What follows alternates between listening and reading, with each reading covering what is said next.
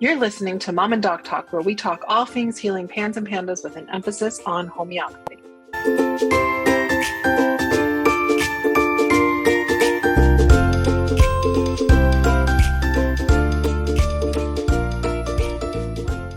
Hi, I'm Jody, the mom. And I'm Dr. Barr, the doc, and this is Mom and Doc Talk, where we talk all things healing pans and pandas with a special emphasis on homeopathy.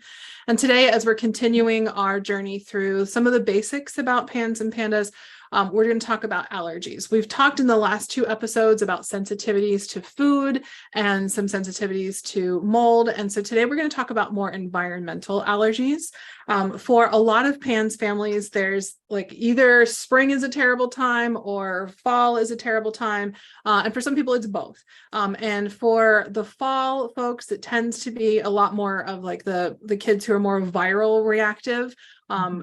And there are some things that can come up with mold and allergies as well in the fall. But the kids who tend to get worse in the spring, it tends to be really pretty specifically allergy related. And then of course we've got the people who are just lucky and they get both. But there tends to be peaks at times. You know, the summer is a nice, lovely time for most people. That tends to be the like breather from PANS, where it's like things are at their easiest. With the exception of a couple things that we'll talk about in another episode, like heat sensitivity and chlorine and pools and that kind of stuff too. But overall, let's just go ahead and start tackling the allergies parts, the environmental allergies. That was never really one of your biggest concerns in your family, right? You know, it's interesting. It was never one of my big concerns, I guess, because I came to you with so many concerns. But Avery had always been like a really severe allergy kiddo. I say severe, that's a strong word. She had always had bad allergies. And I never had allergy issues, so I didn't understand that. My husband did. So when we got to you, allergies weren't necessarily a big part of my concern, but I also didn't understand how they were playing into the whole like PANS thing and kind of revving up the immune system and adding to everything that was going on. Yeah. So allergies are anything that really activates the immune system, where the body says like, this shouldn't be here. And so the reality is with PANS, anything that can activate the immune system can cause a flare of PANS symptoms. So allergies, of course, are something that can cause a trigger of PANS symptoms. A lot of times people will notice that, again, the time of year, or they'll notice that they give something like an antihistamine or something that can degrade histamine itself. So you're not just blocking the receptors, but you're degrading the histamine. When they see an improvement in symptoms, they can identify that that's one of the big factors. But as with everything else that we're talking about here, homeopathy can help. There are things that homeopathy can't help with, and I believe we talked about it in a previous episode, and if I go back and check and we haven't, then we'll make sure we do an episode on what homeopathy can't help with. But homeopathy can absolutely help with the reactivity to allergies, because here's the word that everybody's going to say this should be like a podcast drinking game. Whenever I say susceptibility, you take a drink, right? So again, it's about susceptibility, because not everybody's allergic to grass or this particular tree pollen or cats or dogs or whatever it happens to be. So allergies, again, are very individual specific, and the specific reaction that you like, the specific allergy you have and the susceptibility that you have are they come together to show like, or the specific reaction that you have to the specific trigger comes together to really show that susceptibility.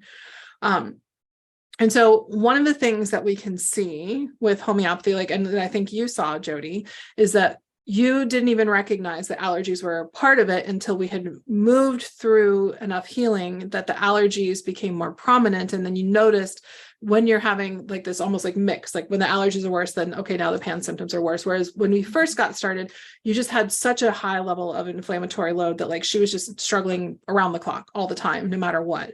And so once you get that reduced inflammatory load, some people will find that they have a lot more of the allergy symptoms showing up, and they'll notice that they happen to have a flare during that time.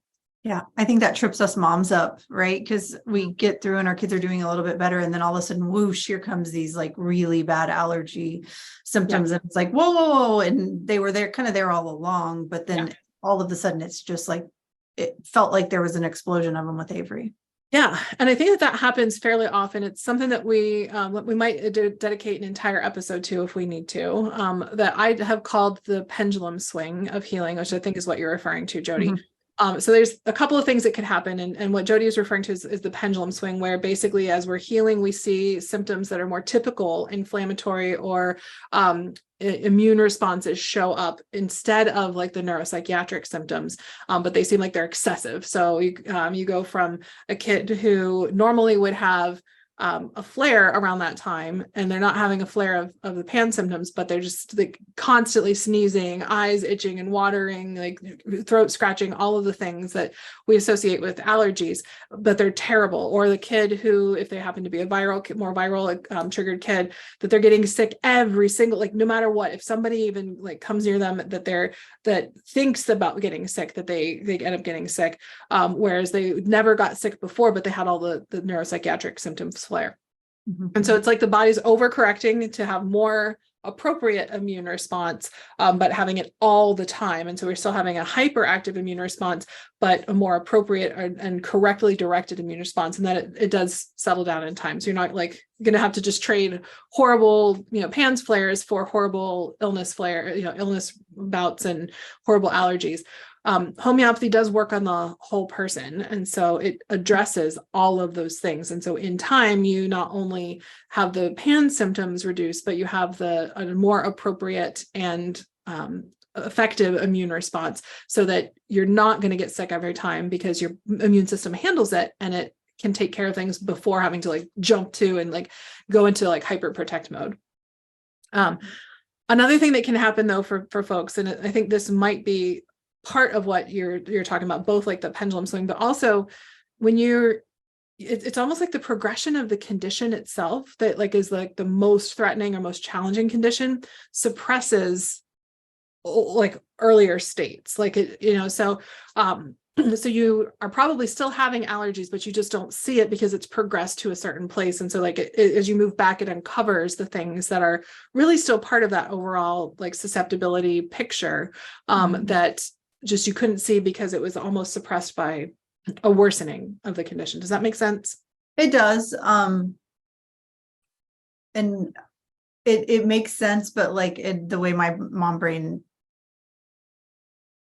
thinks about it is that like we were dealing with all of these other awful, like horrible PANS symptoms. And so I wasn't paying attention to like the allergy stuff just wasn't, I was like, whatever, it's just allergy stuff. Right. And then homeopathy relieves some of the rough PANS stuff. And then it's like, oh, okay, here's something else homeopathy can help. And then I start to focus on the allergy symptoms. Yeah. So just like anything else with healing with homeopathy, it's not an overnight kind of thing. So it's not going to work like you take this particular remedy for this particular allergy, and it's not going to be like, okay, I take this and like my itching eyes go away immediately and I never have them again. You could, there can be quick relief for some of these symptoms with the right homeopathic remedy. And if it's a long-standing thing where you're having chronic allergies, it's probably going to be a more slow and steady sort of progress, that the allergy season that shows up that's really bad will probably not be as bad at all the next time around. And that's generally what we see reported from the people who've worked with us and the people, maybe even people who don't work with us that are members of our Facebook group. So with homeopathy, when you're dealing with allergies as one of your major triggers, it is important to report all of the things. And I think that's probably the most important thing that we can really focus on here, other than to just say homeopathy can help with allergies and allergies can be a trigger for PAN symptoms. It's important to share all of the specifics that you're dealing with as well, because even if you're like, okay, I just want to get the PAN symptoms under control and we can deal with allergies later, that's not the way homeopathy works. The homeopathy is a whole body medicine. And when you're dealing with a susceptibility, it's all connected. And so the allergies that are part of the flare symptoms, or that you may not think are part of the flare symptoms, still need to be addressed. Even if you don't see them to be associated, they are, because it's still part of that underlying susceptibility. And so we want to look at all of the symptoms that are produced with this. So not just the PANDAS symptoms that come on as a result of allergies, but we want to look at the allergy symptoms as well as they start to appear, whether they're present alongside the PANDAS symptoms or if they come on separately.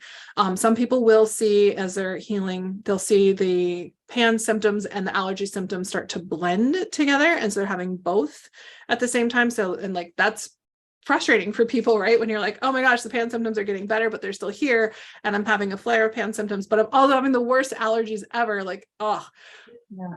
It's part of that process, depending on where you are at in the healing. Eventually you'll have no PANDAS symptoms, but a rough allergy season, and then an easier allergy season as well.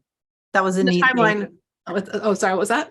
Oh, I was just going to say that was a neat thing, seeing Avery go through, because first allergy season in homeopathy, I was like, oh, like not really worried about allergies. And then second allergy season, I was like, oh, like that's when I was like, why are the allergies so bad? They were much rougher to me that second season. And then by the time we got to the third one, they were significantly reduced. And then even, I love allergies. I love, homeopathy for long-term use, because we just went through, it's been years since Avery's had too much of any allergies whatsoever, but she just had, and we all had I don't know what was in the air, but it was rough. And she just kind of had like an allergy flare, and it was a matter of changing a remedy, and it almost instantly got her allergy symptoms back under control. So it's been neat to see that, that progression of, bad, really bad, better, bloop, and then homeopathy helps again, and now she's back to better. Mm-hmm. And that's just an important thing to recognize too, is that homeopathy is not like a force field that we put on. Like once we start homeopathy, that whatever we have this is it. It's going to stop any further progression, and nothing will ever happen again. And we're just going to work backwards through the symptoms that we had before. It doesn't work like that. We can have exposure to a new allergen. We could have changes in our internal hormones or neurotransmitters, or various different chemicals that are responsible for the symptoms that we present. There's just a lot of stressors, or like we could have enough things going on that we have an inflammatory load that's high enough that it's not spilling over out of our bucket, but that it's right on that brink, and so like one little thing could trigger it, and we see symptoms come up. And again, at that point, like Jody said, we just adjust something and address it, and we move on, and it becomes easier and faster to get those little blips under control later on, and we don't need to do regular visits. Most people end up using homeopathy for the long haul for things like that. They're just not needing like regular follow-ups and regular dosing and everything to manage the PANDAS symptoms, because you can recover from it. Just a couple things I want to touch on as it relates to allergies. It looks like you have something you wanted to say though before I jump there. No, go ahead, and then I'll say mine. You go first. Okay. I wanted to jump on a couple of other therapies that people will often try to use with alongside homeopathy or for allergies that are not going to be as compatible with as some of the others. So you can use typical allergy medications, or even natural things to try and like reduce the histamine levels, or things like that to help reduce some of the symptoms and palliate the symptoms. A lot of people have started to explore like low dose antigen therapy, or like isopathy, where we're using a small amount of the exact allergen. And if it's potentized like homeopathic medicines are when they're prepared, they can't actually be used together because they can interfere with how they function in the body. The body gets a little bit confused about which thing it's supposed to be responding to and where the nudges are supposed to go. And occasionally people will want to do like allergy shots at the same time that they're doing homeopathy. And that's not contraindicated in the same way that using something like a potentized small dose, low dose antigen or immunotherapy could be problematic. The bigger issue there is that the purpose of a shot of any type is to trigger an immune response. And so if you haven't gotten a lowered immune reaction, when you trigger an immune response, you could lead to a bigger flare. And so the allergy shots, if needed, like if they just aren't getting under control well enough, if allergies aren't getting under control well enough with homeopathy or quickly enough with homeopathy, and you really suffering a lot from them, having something to desensitize you to it can be fine and can be really helpful. It's just a matter of talking to all of the people who are working together collectively to see if it's the right timing as far as like a PANDAS flare, and if like the allergies can be managed in other ways to not produce a PANS flare. I have to talk about mast cell disease. Okay. Is that okay? Well, actually, I think it's okay because there's so many, there's quite a few families that are in the PANS world that are also dealing with mast cell disease. And I think the reason why I even thought about it was, thinking about myself and starting Avery on homeopathy and then having my younger mast cell kiddo that was so severe. And for a while I was in the space where I was like, there's no way, like homeopathy can't touch her. Yeah. She's literally allergic to everything in the world. And this included like chemical sensitivities. I know a lot of our kiddos have chemical sensitivities too. It felt like too big of a thing for homeopathy to do anything with. Yeah. And man, what I have seen homeopathy do with mast cell disease is not even believable. It's very hard for me to explain the level of severity and the just the restrictions that my younger daughter had and the impact that made on her quality of life. She had a very, very poor quality of life because we couldn't even go outside of our house. We couldn't go to any stores. She couldn't go to school. She could do nothing. And all of that was just like PANS, but different than PANS, right? Just a misguided, extremely misguided immune response, over response.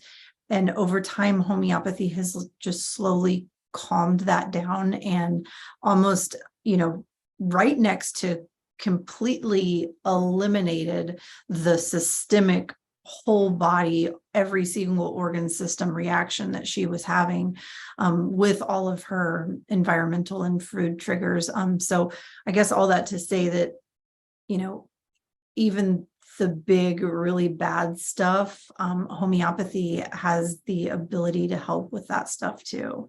Yeah.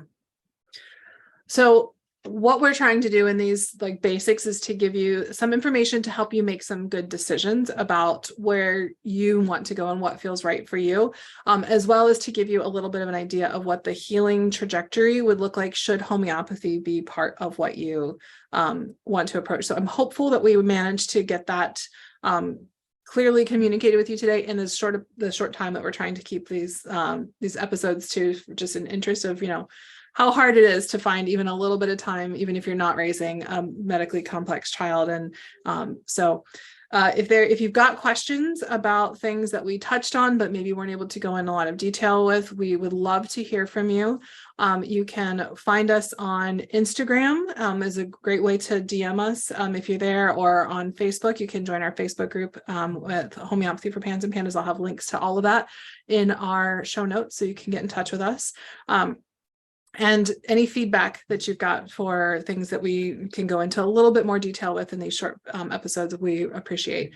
So we will see you hopefully on our next episode, where we are going to talk about PANS and methylation and genetic variants, like the genetic polymorphism. So hopefully that will be another one that will give you some good insights to help you make some good decisions in your healing journey with PANS and PANDAS. Okay. We hope you found this episode helpful, hopeful, and inspiring. We try to get a new episode out every week. You can make sure you don't miss any by following us on Spotify or subscribing to our channel on YouTube. If you want to connect with us more, join our Facebook group, Homeopathy for Pans and Pandas, where we have exclusive weekly videos and answer your questions about, you guessed it, homeopathy for Pans and Pandas throughout the week. If you are already a member, give us a shout out and let us know what you thought about this episode. If you aren't on Facebook and would like to reach us, you can email us at podcast@resiliencenaturopathic.com. Until next time, take care, and remember, this won't be forever.